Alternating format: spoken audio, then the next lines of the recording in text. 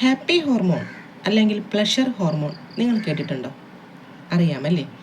നമ്മുടെ ശരീരത്തിൽ 4 പ്രധാന ഹാപ്പി ഹോർമോണുകളാണുള്ളത്. എളുപ്പത്തിൽ ഞാൻ ഡോസ് എന്നൊരു വാക്കിലൂടെ പരിചയപ്പെടുത്താം. Dopamine, oxytocin, serotonin, endorphin. ഈ ഹാപ്പി ഹോർമോൺ നമ്മുടെ ദേഹത്ത് എത്രത്തോളം കൂടുതലായി ഉൽപ്പാദിപ്പിക്കപ്പെടുന്നുണ്ടോ അതുകൊണ്ടുള്ള ബെനിഫിറ്റ് വളരെ വലുതാണ്. ഇനി നമുക്ക് എങ്ങനെ ഹാപ്പി ഹോർമോണുകൾ നമ്മുടെ ദേഹത്ത് ഉൽപ്പാദിപ്പിക്കുക, കൂടുതലായിട്ട് ഉണ്ടാക്കാൻ സാധിക്കുമെന്ന് വെച്ചാൽ നമ്മുടെ ചില ഹാബിറ്റുകളിൽ മാറ്റം വരുത്തുക.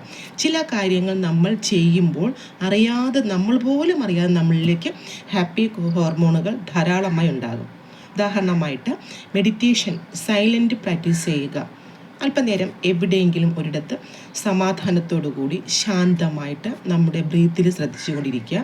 അല്ലെങ്കിൽ നമുക്ക് ഗൈഡഡ് മെഡിറ്റേഷനോ അതല്ല എങ്കിൽ മ്യൂസിക് മെഡിറ്റേഷനോ ബുദ്ധ മെഡിറ്റേഷനോ ഏതെങ്കിലുമൊക്കെ പ്രാക്ടീസ് ചെയ്യുക.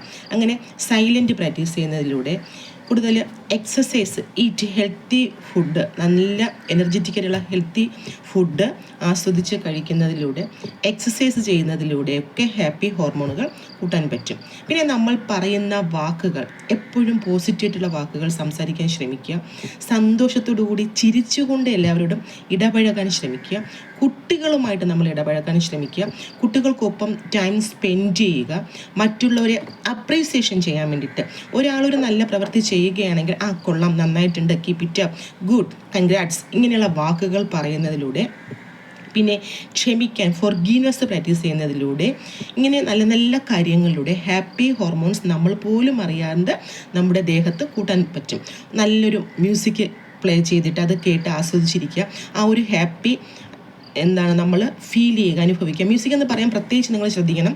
പാട്ട് എല്ലാവർക്കും ഇഷ്ടമാണ്, മെലഡി സോങ്സും ഫാസ്റ്റ് സോങ്സും എല്ലാം ഇഷ്ടമാണ്. പക്ഷേ നമ്മൾ സെലക്ട് ചെയ്യുന്ന പാട്ടുകളിൽ ഒരു ശ്രദ്ധ കൊടുക്കണം.